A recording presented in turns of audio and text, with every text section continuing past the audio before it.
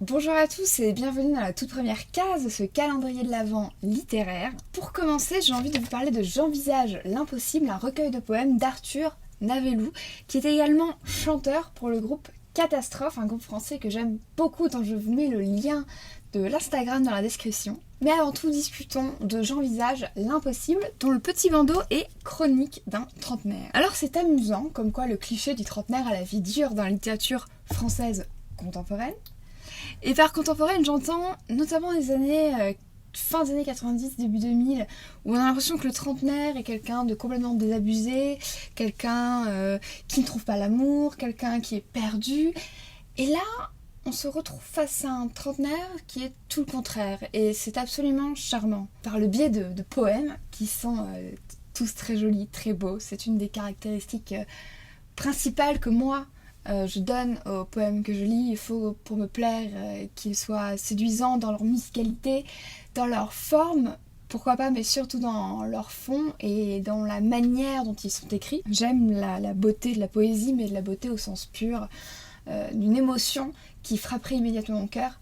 Bref, ici, le poète nous raconte toute sa vie en commençant par son enfance, via le prisme de souvenirs. On se retrouve à rencontrer des gens, de vrais gens, avec des noms propres. C'est-à-dire, il met vraiment des noms propres, quoi, avec une majuscule, des vrais gens de la vraie vie qui existent, ou plus d'ailleurs.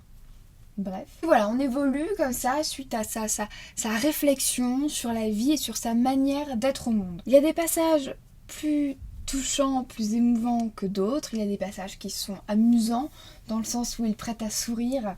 Mais dans l'ensemble, c'est un recueil qui nous donne à réfléchir et qui reste tout à fait charmant à chaque page.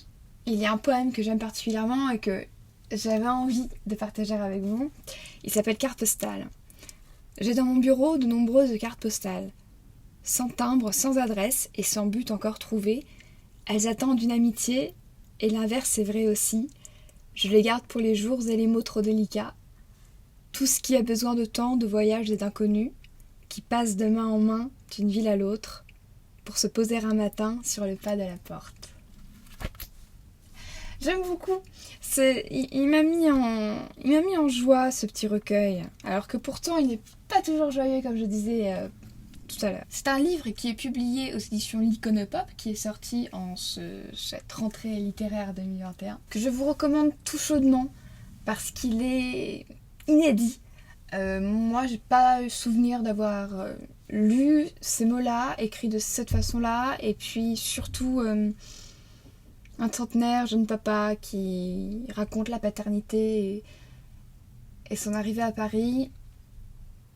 Ça change, et puis c'est très joli. Et comme je le disais, il y a une esthétique du poème qui, chez moi, est importante. Peut-être plus que dans les romans d'ailleurs, mais c'est encore un autre débat. On aura peut-être l'occasion d'en discuter avec un autre recueil de poèmes avant le 24 décembre. Moi, je vous donne rendez-vous demain avec un autre livre complètement différent. À demain!